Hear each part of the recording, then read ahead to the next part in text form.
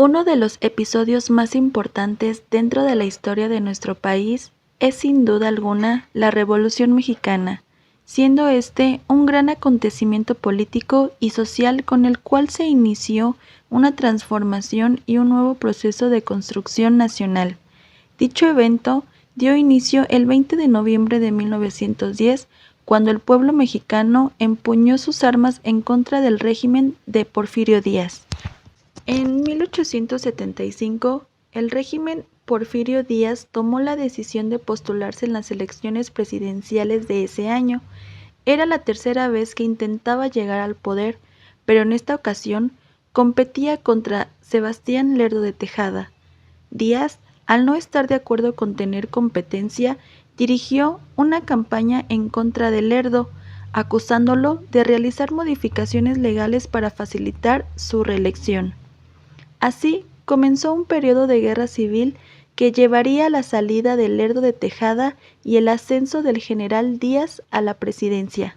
México empezó a tener un auge en el desarrollo y modernización de su industria, el comercio y el transporte, pero bajo el control directo de empresas extranjeras que tenían en sus manos el petróleo, los ferrocarriles, la minería, entre otras. La concentración del poder económico y político en unos pocos privilegiados. Mientras que la mayor parte de la población del país vivía en la pobreza extrema, trabajando en jornadas sin descanso, con salarios que apenas alcanzaban para subsistir, con un régimen autoritario sin respeto a la dignidad ni a la vida humana. Con el paso del tiempo y cansados de tantas injusticias, muchos mexicanos reaccionaron. Surgieron grupos y organizaciones que aspiraban a lograr una transformación del país. Lo primero era la salida de Porfirio Díaz del poder. Entre las exigencias de la revolución estaba un sistema de gobierno democrático genuino, mayores derechos sociales, una reforma agraria justa para los campesinos y libertad e igualdad para el pueblo.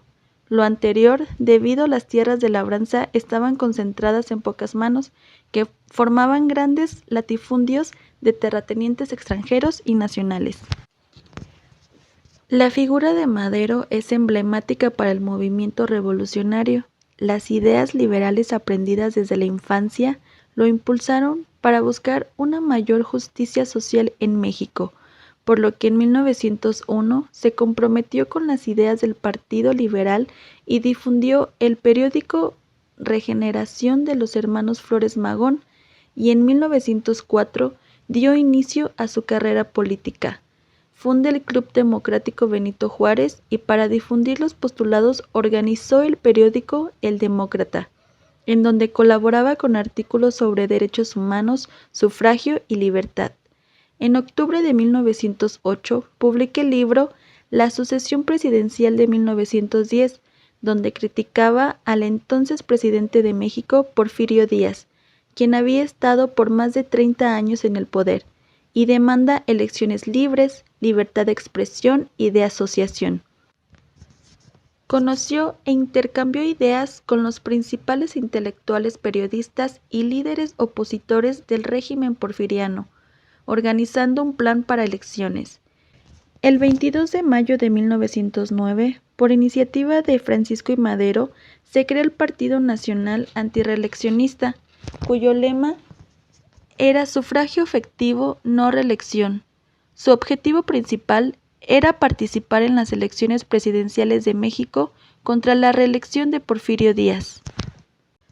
Madero lanzó el 5 de octubre de 1910 el Plan de San Luis, que rechazó la reelección y convocó a derrocar al dictador. El pueblo mexicano demostró fiel apoyo al llamado de Madero. Se lanzó a la lucha armada el 20 de noviembre de 1910. Lo que la nación demandaba eran principios democráticos y sociales esenciales, como igualdad, justicia, equidad y libertad para un pueblo que sufrió demasiados abusos durante 30 años que duró la dictadura.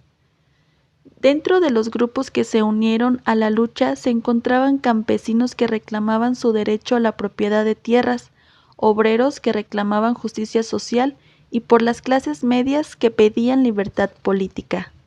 Las fuerzas opositoras tomaron el control de una gran parte del país, dejando a Díaz solo una opción: anunciar el 25 de mayo de 1911 su renuncia como presidente de México.